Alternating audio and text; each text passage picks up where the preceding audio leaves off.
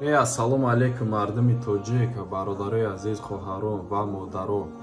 Ҳамаи шуморо хушомадед мегӯем ба канали хумо. Шумо қарор дорем дар канали Авиабилет ТЖ. Мо авиакасса дорем. Номеромон дар рӯи навор ҳастай. Дар номеромон WhatsApp дорем. Касе ки билет хариданӣ бошад дар WhatsApp мо занг занем. Мо кӯшиш мекунем ки аз ҳама арзонтарша барои шумо ёфта тием. خب برادران و خواهران عزیز، در این ویدیو یک خبر است، یک خبر ناخوش است و اوید نرخ بلیط ها گپ زده میگذاریم در ماه نوامبر و دکامبر. سر میکنیم از همه خبر ناخوش. این بسیار ترغیب داخل دارد در همه مهاجرا. نرخ پاتنت در سال 2023 به 6600 روبل میرسد.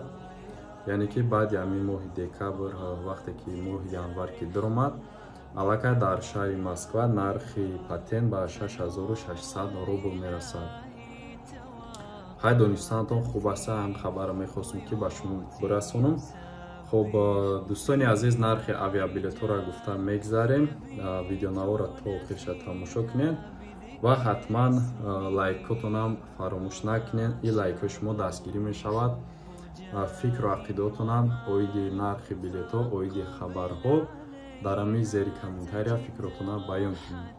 سلامت سربلند باشین. ما باشه میریم نرخ авиабилет را گفتم میگذاریم. برادران و خواهران عزیز، نرخ بلیط از شهر مسکو به دوشنبه در ماه نوامبر از 16000 روبل تا 23000 روبل است. در ماه دکامبر از 18700 تا 22300.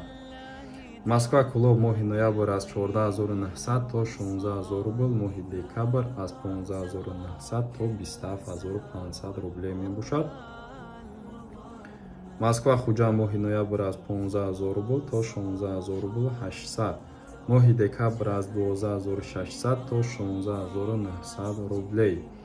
مسکو بختا در ماه نوامبر از 14200 تا 22400 روبل، در ماه دکامبر از 13700 تا 25600 می باشد. از تاجیکستان با مسکو نرخ авиабилет باشد، یعنی که در ماه نوامبر و دکامبر از 12500 روبل سر می شود.